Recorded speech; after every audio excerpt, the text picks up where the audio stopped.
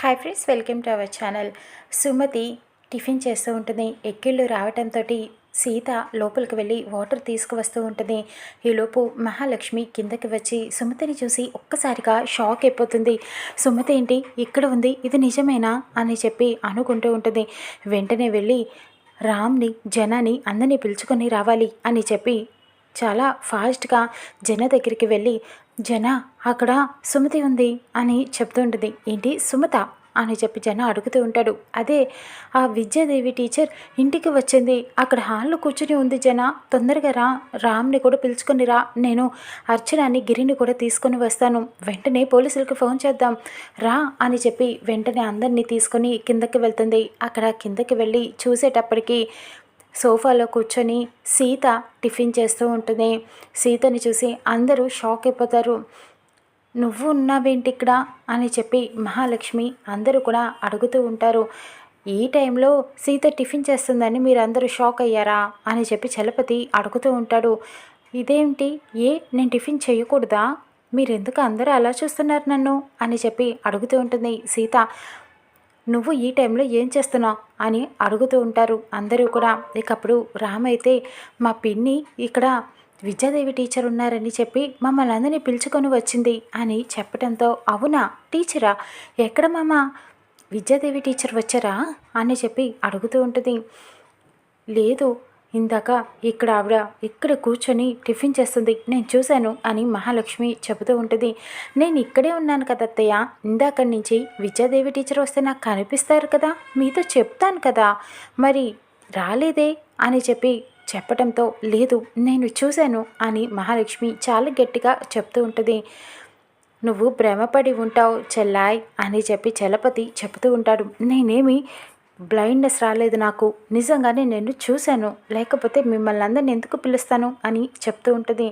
అంటే మీరు ఎక్కువగా ఆలోచించటం వల్ల అలా అనిపించిందేమో అత్తయ్య అని సీత చెబుతూ ఉంటుంది. అవును మహా, నువ్వు ఎక్కువ ఆలోచిస్తున్నావు ఆ విద్యాదేవి టీచర్ గురించి, అందుకని నీకు ఇలా భ్రమపడి ఉంటావు, నిజంగా వస్తే కనపడాలి కదా అని జన కూడా చెప్తూ ఉంటారు. ఇక మహాలక్ష్మి లేదండి నేను చూశాను అని చెప్తూ ఉంటుంది.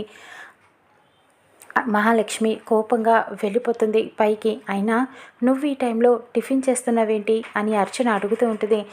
తినకూడదా చిన్నత్తయ్య, ఆకలేసింది తిన్నాను, మీరందరూ బాగా దిష్టి పెట్టేస్తున్నారు నాకు, మీరు వెళ్ళండి అని చెప్తూ ఉంటుంది. ఇకప్పుడు రామ్ తినేసి తొందరగా రా సీత, నేను వెయిట్ చేస్తూ ఉంటాను అని రామ్ కూడా వెళ్ళిపోతాడు. ఇకప్పుడు సీత అలా టిఫిన్ చేస్తూ ఉంటుంది. ఇక తర్వాత సుమతి అక్కడ వ్యాన్లో కూర్చొని ఉంటుంది. అమ్మో, సీత వెంటనే మహాలక్ష్మిని చూసి నన్ను చాలా జాగ్రత్తగా ఇక్కడికి పంపించేసింది, లేకపోతే ఈరోజు నన్ను అందరూ చూసేసేవారు అని చెప్పి అనుకుంటూ ఉంటుంది. ఇక సీత ఒక టేబుల్ ఫ్యాన్, పెద్ద ఫ్యాన్, స్టాండ్ ఫ్యాన్ని పట్టుకొని బయటికి వెళ్తుంది. అక్కడ వ్యాన్ దగ్గరికి వెళ్తుంది. ఏంటి సీత ఇంత పెద్ద ఫ్యాన్ తీసుకొచ్చావు అని సుమతి అడుగుతూ ఉంటుంది. మీకోసమే అత్తమ్మ, మీకు ఈ వ్యాన్లో గాలి ఆడదు కదా, ఇలా లోపల ఉంచితే చాలా బాగుంటుంది అని చెప్తూ ఉంటుంది. నువ్వు ఇవాళంతా నాకు ఇలా సేవలు చేస్తూనే ఉంటావా సీత అని సుమతి అడుగుతూ ఉంటుంది. అదేంటత్తమ్మ అలా అంటారు, ఏం పర్వాలేదు అని వ్యాన్లో ఫ్యాన్ని సెట్ చేస్తుంది. ఫ్యాన్ ఆన్ చేశాక ఇప్పుడు ఎలా ఉంది అత్తమ్మ అని అడుగుతూ ఉంటుంది. చాలా హాయిగా ఉంది అని సుమతి చెప్తూ ఉంటుంది. జాగ్రత్త సీత, నా వల్ల నీకు చాలా ఇబ్బందులు వచ్చేలాగా ఉన్నాయి అని చెప్తూ ఉంటుంది. ఏం పర్లేదు అత్తమ్మ, ఎన్నో రోజులు కాదు ఈ కష్టం, త్వరలోనే నిజమేంటనేది అందరికీ తెలుస్తుంది అని సీత చెప్తూ ఉంటుంది. సరే నువ్వు జాగ్రత్తగా వెళ్ళు అని చెప్పేలోపు వీళ్ళిద్దరూ మాటలన్నీ మాట్లాడుకుంటూ ఉంటారు. ఇంతలో రామ్ వస్తాడు. సీత ఎక్కడుంది అని వెతుకుతూ ఉంటాడు. ఎక్కడ కనిపించకపోవడంతో ఎక్కడికి వెళ్ళిపోయింది, హాల్లోనూ లేదు, బయట ఉందా ఏంటి అని చెప్పి బయటకు వస్తాడు రామ్. ఇక వీళ్ళిద్దరూ మాట్లాడుకుంటూ ఉంటారు. దూరం నుంచి చూసి సీత అక్కడ వ్యాన్ దగ్గర ఏం చేస్తున్నావు అని అడుగుతూ ఉంటాడు. ఇక సుమతి వ్యాన్ లోపలికి వెళ్ళిపోయి బట్టల వెనకాల దాక్కుంటుంది. ఏం చేస్తున్నావు సీత, ఫ్యాన్ ఎందుకు ఇక్కడ వ్యాన్లో పెట్టావు అని అడుగుతూ ఉంటాడు. ఏం లేదు మామ, చీరలకి కలర్ వేశాను, ఆరుద్దని ఇలా పెట్టాను అని చెప్తూ ఉంటుంది. ఇంట్లో ఆరపెట్టుకోవచ్చుగా అని అడుగుతూ ఉంటాడు. హాల్లో ఆరపెడితే మీ పిన్ని గొడవ చేస్తుంది కదా, హాల్ అందం పోతుందని, అందుకని ఇక్కడ పెట్టాను అని చెప్తూ ఉంటుంది. మా పిన్ని ఆనందే నువ్వు నిద్రపోవే అని అంటూ ఉంటాడు రామ్. సరే తొందరగా వచ్చేసే అని చెప్పి రామ్ వెళ్తాడు. సరే అత్తమ్మ మీరు జాగ్రత్తగా ఉండండి అని చెప్పి సీత వ్యాన్ డోర్ వేసేసి వెళ్తుంది. ఇక తర్వాత వెళ్ళిన తర్వాత రామ్ అలా ఆలోచిస్తూ ఉంటాడు. ఇక్కడ మహాలక్ష్మి కూడా ఆలోచిస్తూ అటు ఇటు తిరుగుతూ ఉంటుంది. అర్చన అడుగుతూ ఉంటుంది, ఏంటి మహా అంత ఆలోచిస్తున్నావు, ఇంకా సుమితక్క గురించి ఆలోచిస్తున్నావా అని అడుగుతూ ఉంటుంది. ఇందాక నేను నిజంగానే చూశాను, అది నా భ్రమ అంటే నమ్మలేకపోతున్నా అని చెప్తూ ఉంటుంది. అది ఏమో కానీ ఈ ఇంట్లో ఏదో జరుగుతోంది మహా అని అర్చన అంటుంది. ఏమైంది అని అడుగుతూ ఉంటుంది. ఇందాక నువ్వు సుమతక్క వచ్చింది అని అంటున్నావు, కానీ ఇందాక సీత మనందరం వెళ్ళిపోయాక పెద్ద ఫ్యాన్ తీసుకొని వ్యాన్ దగ్గరికి వెళ్ళింది అని చెప్తూ ఉంటుంది. అయితే ఏంటి ఫ్యాన్ ఎందుకు వ్యాన్లో అని అడుగుతూ ఉంటుంది. తెలియదు కానీ నాకు ఎందుకో వ్యాన్లో ఎవరో ఉన్నారని నాకు డౌట్గా ఉంది అని చెప్తూ ఉంటుంది. అంటే ఆ సుమతిని సీత వ్యాన్లో దాచిందంటవా అని అడుగుతూ ఉంటుంది మహాలక్ష్మి. ఏమో నాకు అదే డౌట్, ఒకసారి వెళ్ళి చూద్దామా అని అడుగుతూ ఉంటుంది. సరే అని చెప్పి మహా అర్చన ఇద్దరూ కలిసి వ్యాన్ దగ్గరికి వెళ్తారు. అందరూ పడుకున్నాక ఇక వ్యాన్ దగ్గరికి వెళ్ళి ఆ డోర్ తీసి చూస్తూ ఉంటారు. ఎవరు ఉండరు, ఫ్యాన్ మాత్రమే ఉంటుంది.